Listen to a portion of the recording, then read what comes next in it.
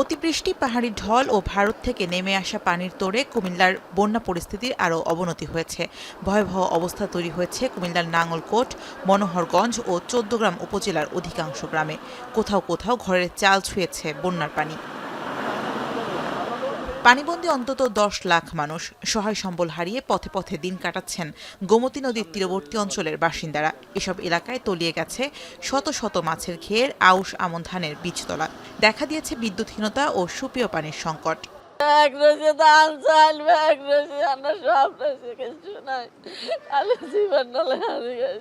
অনেক পানি জমা রয়েছে, তার জন্য দুর্ভোগেতে পড়ে যাচ্ছে। আজকে কালকে থেকে এখান থেকে যাইতে পারতেছি না। ব্রিজ ভেঙে গেছে, ব্রিজে পানি নিয়ে গেছে, পানিতে ব্রিজে সব তলায় নিচে।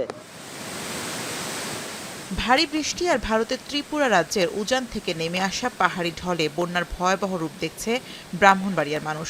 আখাউড়া উপজেলার কর্নেলবাজার এলাকায় বাঁধ ভেঙে প্রবল বেগে পানি ঢুকছে লোকালয়ে।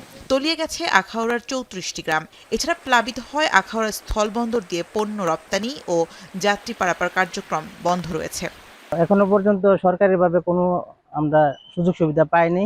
আশ্রয়কেন্দ্র যেটা ছিল ওইটার মধ্যে পানি। 2 দিন ধরে আমরা আছি, বাচ্চা কাচ্চা লইয়া অনেক কষ্টের মেজে নিয়ে আছি। গাড়ির মধ্যে যেতে পারে না। যার পারতেছে মানে কোন স্কুলে যার বাড়ি ঘর আছে ওদিকে যায় আশ্রয় নিতে চাই মানুষের। উজানের পানির ঢলের কারণে প্রায় 8টি জায়গায় বাঁধ সহ রাস্তা ভেঙে গেছে। প্রবলভাবে পানি প্রবেশ করছে এবং ইতিমধ্যে প্রায় 1200 পরিবার এই বন্যায় আক্রান্ত হয়েছে। বন্যা পরিস্থিতির অবনতি হয়েছে নোয়াখালীতেও। জেলার 9টি উপজেলার সবগুলো ডুবে আছে পানির নিচে। ডুবেছে অফিস, আদালত আর বাসাবাড়ি। পানিবন্দী রয়েছে প্রায় 20 লাখ মানুষ। 450টি আশ্রয় কেন্দ্রে ঠাঁই নিয়েছে 8000 পরিবার। অনেক এলাকায় বিচ্ছিন্ন হয়েছে বিদ্যুৎ সংযোগ। প্রথম হচ্ছে বৃষ্টির কারণে আমাদের এত পানি বাড়ছে, এর ফাঁকে আবার কিছু ওই যে বাঁধ ছুটে যাওয়ার কারণে পানি এমনিতেই ফুলতেছে, বৃষ্টি ছাড়াই পানি বাড়তেছে।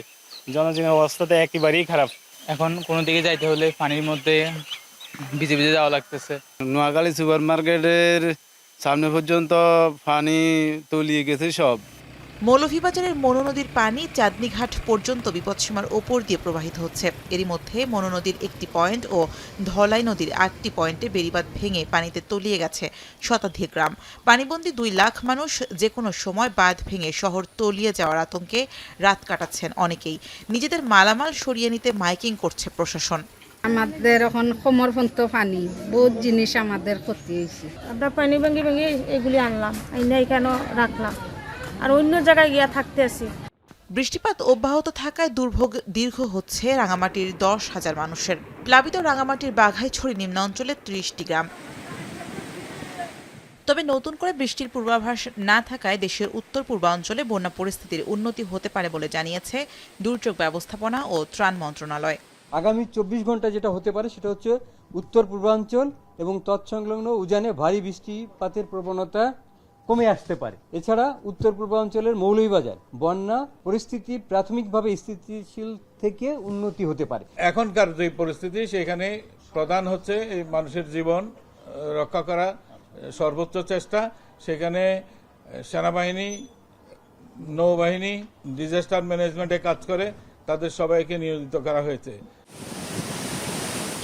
চলমান বন্যায় 8 জেলার 29,04,000 মানুষ ক্ষতিগ্রস্ত হয়েছে বলছে দুর্যোগ ব্যবস্থাপনা ও ত্রাণ মন্ত্রণালয়। দুর্গতদের সহায়তায় চলমান রয়েছে ত্রাণ সহায়তা।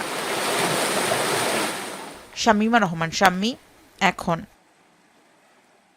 250-টিরও বেশি ডিজাইন অপশন নিয়ে ওয়ালটন স্মার্ট ফ্রিজ, বোঝে আপনার প্রয়োজন।